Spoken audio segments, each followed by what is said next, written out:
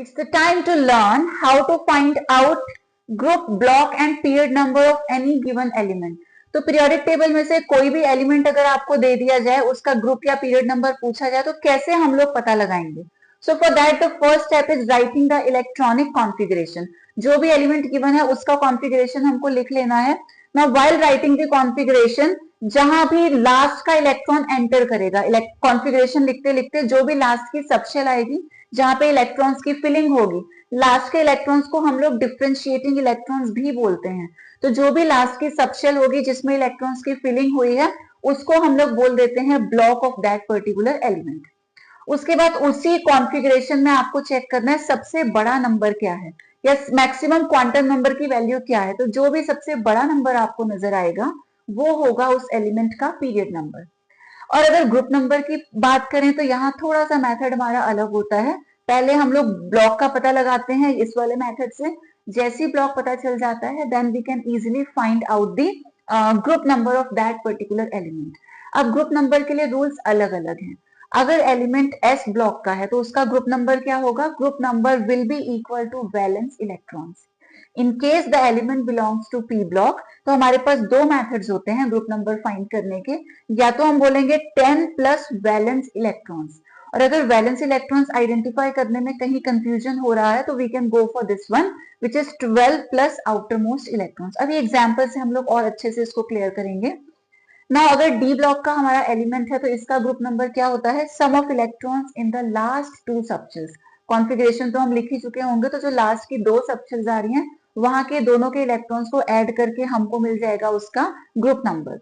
और अगर element F block का है तो आप ध्यान से सुनना, एफ ब्लॉक के कॉन्फ़िगरेशन लिखने में हमको प्रॉब्लम आती है, थोड़े कॉम्प्लिकेटेड होते हैं, वो एक्सेप्शनल केसेस होते हैं काफी सारे. तो आप नहीं भी लिखोगे तो भी आपका काम चलेगा.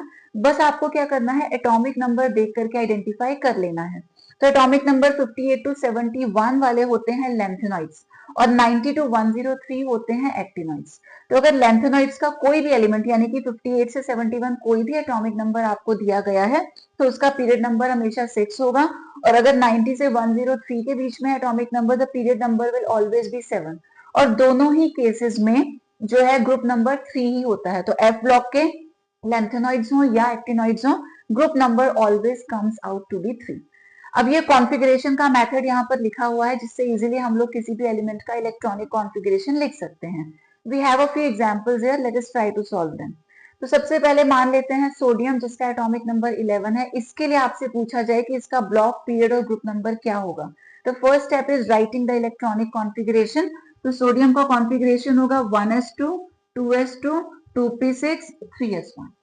ठीक है. अब लास्ट के इलेक्ट्रॉन्स की फिलिंग हमने एस में की, यानी कि जो हमारा सोडियम है this belongs to S block.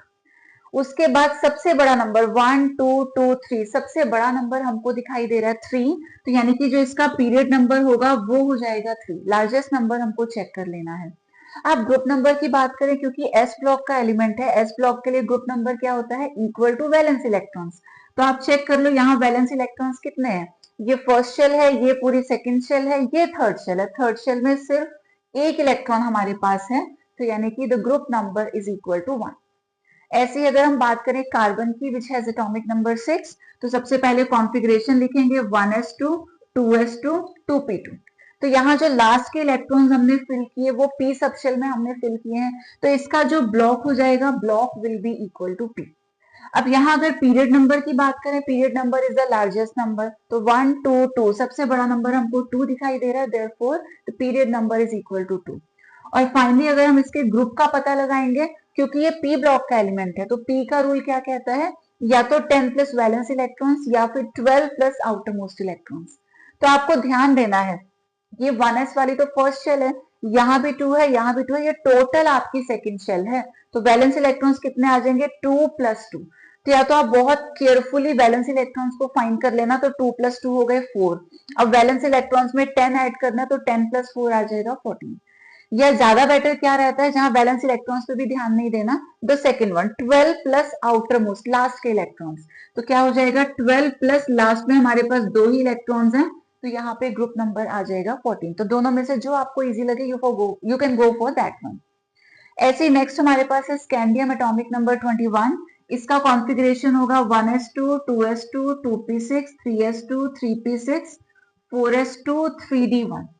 इसी के हिसाब से हमने कॉन्फ़िगरेशन लिखा 1s, 2s, 2p, 3s, 3p, 4s, 3d। ठीक है, लास्ट के इलेक्ट्रॉन्स की फिलिंग किस में हुई है? डी में, यानी कि this is a D block element. अब अगर पीरियड की बात करें, पीरियड होता है लार्जेस्ट नंबर, तो 1 2 2 3 3 4 3, सबसे बड़ा नंबर हमको 4 दिखाई दे रहा है, therefore the period number will B 4। अब कंफ्यूज मत होना कि 4 पहले लिखा है उसके बाद में तो 3 आ रहा है लास्ट में, हमें सिर्फ सबसे बड़ा नंबर चेक करना है। Largest number is 4 in this case, therefore the period number is equal to 4।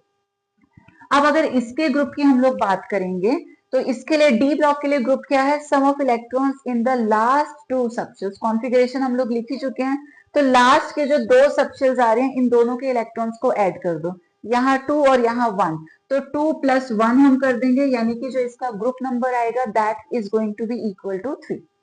Last example है हमारे पास SM, जिसका एटॉमिक नंबर है 62।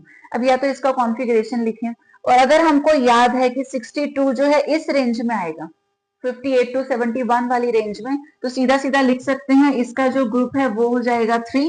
ग्रुप हमेशा 3 ही रहता है, और जो इसका पीरियड नंबर है that will be equal to 6। तो ये हमारा फाइनल हो गया रिजल्ट।